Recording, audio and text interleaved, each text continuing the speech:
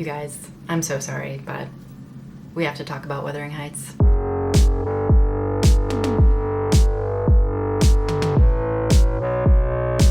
Okay, so I'm going to kick this off by informing you that this will not be an Emerald Fennell hate fest. Yes, I am going to be talking about Wuthering Heights by Emerald Fennell, the movie, in comparison to Wuthering Heights by Emily Bronte, the book. And I do come out more favorably towards the book. I don't know how you couldn't. But that being said, I think there's like a lot of hate happening right now around Emerald Fennell because of her interpretation of this movie. And it's not really my business to decide whether that's right or wrong, but this is just not going to be contributing to that conversation. I just wanted to think through how I would have liked to interpret this book because I thought it was so interesting, and I do think that the version that Emerald Fennell decided to embark on was just had less teeth and less juice than the story that this novel provides us calls for. Before I get into that, I should introduce myself. My name is Mackenzie. This is my channel, Think Too Much. I should clarify that I am no Wuthering Heights, Emily Bronte sister scholar. If you want like a professional opinion, this is not that. I am someone who studied social research in graduate school, so I definitely read a lot of books and been tested on my ability to understand and analyze them. So it's not for lack of critical thinking skills, but I am no Victorian author/novelist expert, and I do want to make that clear out the gate. I just really enjoyed the book, and I decided to read it for the first time. I'd never read Wuthering Heights before, in anticipation of the movie coming out. And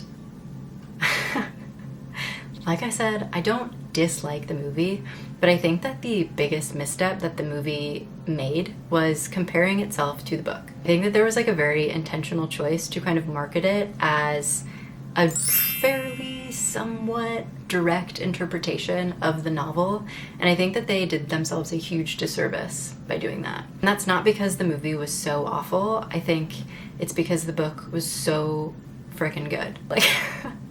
Like I started reading the book, I didn't expect much. I figured it would be kind of another, Victorian era novel. It would be like a little bit slow, a little bit quieter, like just take a little bit to kind of get into it. But over time, I would, find myself immersed in it.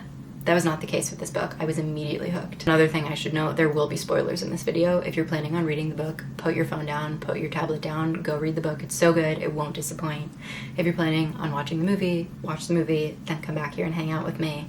We can talk about it. But the reason, an example of the book just being so immediately interesting, there's a ghost within one of the first, 20 pages of the novel. There's just a ghost that saws her arm off. There is no ghost in the movie, and I don't know why, because as a reader, I feel like when that scene occurred, it was like, what the hell is happening? I need to know more.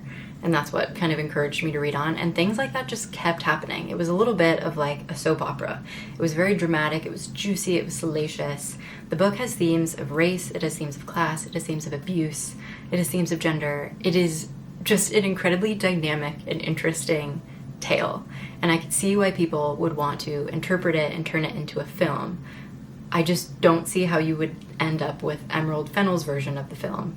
But I should say, I didn't read the book as a teenager, I read it as a 29-year-old. And as a 29-year-old, I thought it was incredibly complicated and dense and interesting. And I just felt like Emerald Fennell's interpretation took a lot of the teeth out of it, which was such a shame, because that's so much of the fun of the book. So in order to properly explain kind of where I would have taken an interpretation of book to movie, I should explain kind of the narrative structure of the book itself, which is pretty unique, and I also think contributes to, I guess, part of why I was so enamored with it. So when you start the book, you were introduced to a character named Lockwood, who is largely insignificant to the story of Wuthering Heights, but he is kind of an onlooker. So he's an onlooker, he's renting a property from Heathcliff, who is the main male character, and he's renting the property from Heathcliff in modern day. And most of the story is told as a flashback, so kind of in past tense. So Lockwood comes, he rents the property, he's immediately confused and enthralled with the very kind of strange mix of characters that he runs into, and he convinces one of the servants to tell him the tale of how everyone came to be and the weird circumstances that he met them in. So that's how you're introduced to Nellie. And Nellie is the person who is kind of the primary storyteller but it's her story as interpreted and experienced by Lockwood. So you've got layers of narration, right? And immediately the accuracy of the story is thrown into question. Like, there is no doubt that there has to be just like bias interwoven in the story that you were told about Heathcliff, Cathy, Wuthering Heights. Given the period that the novel was written in, and given the fact that Heathcliff is not like a white character in the book, he is a non-white character. It's not clear what his race is, but it's made like just very clear that he's not white. I think it did a lot of kind of interesting work allowing the story to like live on beyond its time, because I think that obviously interpretations of race and race relations have changed pretty astronomically since this book was written in like the 1800s. And I'm not sure, like I said, I'm not like an Emily Bronte scholar, but I wonder if that played into her thinking for the narrative structure, was just this like recognition that like times would change. And I think that the narrative structure and these like layered narrators, and the fact that as a reader you aren't necessarily asked to trust the narrators as storytellers, I just think it allows this book to be way more timeless. And it's one of the things that I was so enamored by when reading the book. It just felt very like kind of forward thinking and just smart, like smart in terms of kind of making art that could be timeless. Anyway, I'll stop nerding out. That's the narrative structure. And if you didn't get any of that, the thing that you should take away is that Nellie is your storyteller. Nellie is the one who is telling the story of how Heathcliff and like his weird assortment of family members and servants came to be in the present day. And I should also tell you, the movie only deals with the first half of the book. And in the first half of the book, you are introduced to Cathy and Heathcliff. And Cathy and Heathcliff are your kind of like main romantic interests. Cathy is Margot Robbie, Heathcliff is Jacob Elordi. Now, one of the first questions you have about Emerald Fennell's interpretation is, why is Heathcliff white? Especially in like 2026, how did we land with a white Heathcliff, given the fact that this Victorian novel made this character not white, like explicitly? And that's not really any of my business. I just think in terms of like critiques that you could laud at the film, at the choices that were made, that one in 2026 feels like the biggest question mark to me. You know, it's like an issue of representation. Now, given how incorrigible Heathcliff is in the book, I guess you could kind of ponder whether it's like, okay, but do non-white people really want that kind of representation in the media? Is that the kind of representation that like is kind of typical of non-white individuals in like media and entertainment?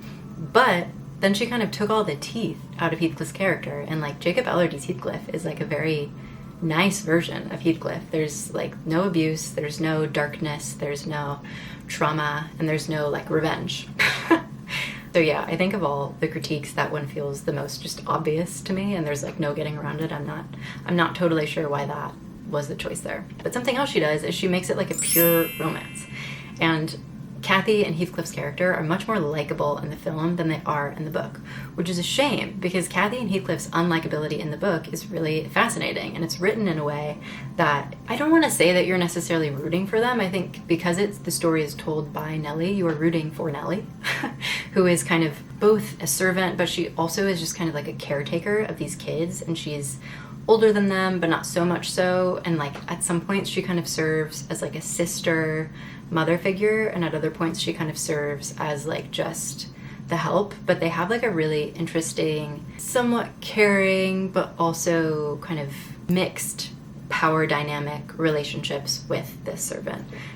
I think for me, what would have made for a really interesting movie was, of course, like keeping the teeth of the characters, and I think throwing into question the narrator's reliability.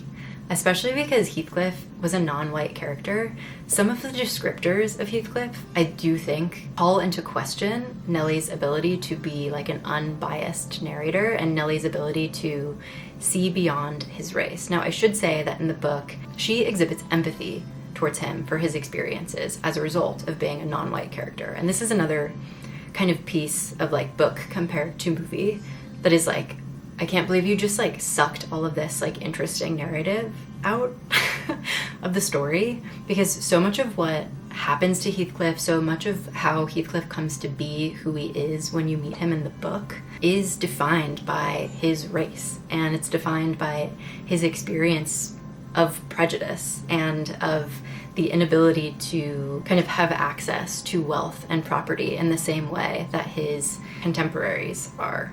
So you meet him as a child, he's like picked up off the street by the dad in the novel, and you kind of witness him experience prejudice and just like hate from people throughout the book that really explain how he became the like kind of abusive and like harsh and like vengeance-oriented character that he becomes.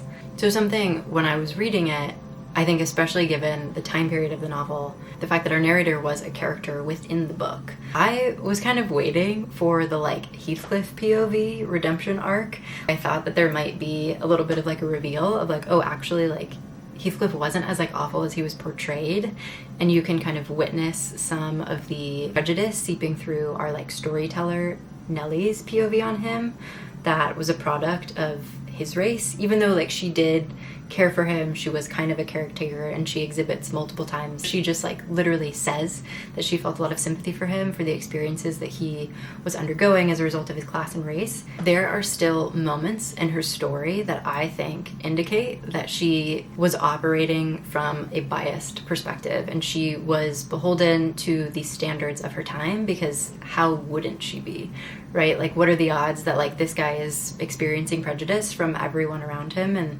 the only exception is our narrator? Like, I doubt it, right? And she clearly shows like a level of regard for him and compassion, but I think that there were just like certain moments where I thought her kind of narrative bias was called into question. Like, there's one moment near the end of the book when Heathcliff is dying, and she calls him either like a ghoul or a demon or something like that, like something that was like very dehumanizing. And I think that there are like probably multiple interpretations. Like, I think you could argue that it was dehumanizing because he acted in such a monstrous way, but to me the monstrousness of his behavior and how difficult it is to kind of wrap your head around it and like humanize it indicated kind of the possibility that there was some like racism interwoven in the interpretation of his behavior. And I just thought that if you were to make a movie in 2026, it could be a really interesting choice to play with the narrative structure of the book and kind of play around with the idea that like Nellie, even though she did care about him and she did have sympathy for his experience, she wasn't able to completely kind of remove herself from the cultural scripts of the time. So I guess I just thought, reading the book, there could have been like a really cool 2026 take on it that decided to kind of play around with that narrative structure and decided to kind of throw into question Nellie's ability to kind of retell the story in a way that wasn't biased.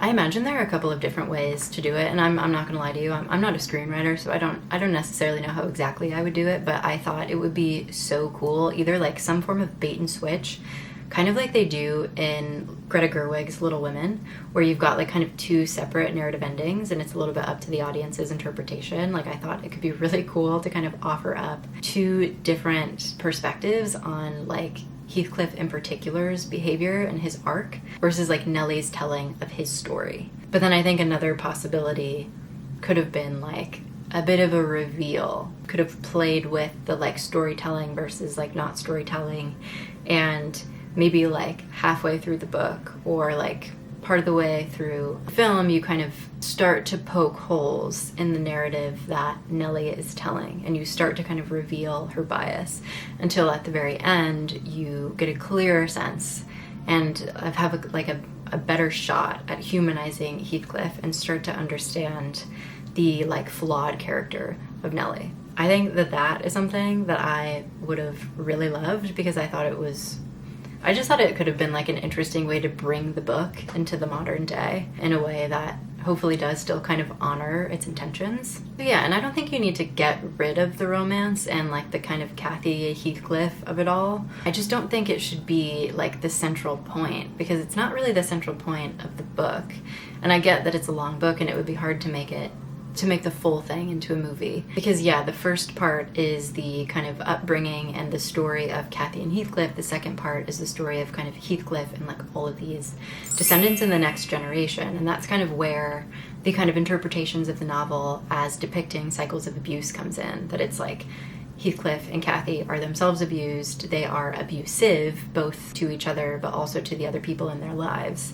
And then their kids are essentially kind of forced to grapple with how to move forward and whether or not they will continue the cycle of abuse. But you could have remained focused on the story of kind of all of these themes through the lens of their romance. And you could have probably remained focused like on the first part of the book without taking all of the teeth away. Insisting on making Kathy like particularly likable. I think one of the things that's really fun about this book is that the main female character is not likable, but not in a way that feels like misogynistic or kind of reductive of women. I think because it's such like a fairy tale feeling, over the top story in general. Like she's just like kind of cruel but complicated and layered in a way that was just fun to experience. And so was the Heathcliff character, and then a lot of the other characters as well. And I do think that the author made a clear point to demonstrate that they were a product of where they were coming from, because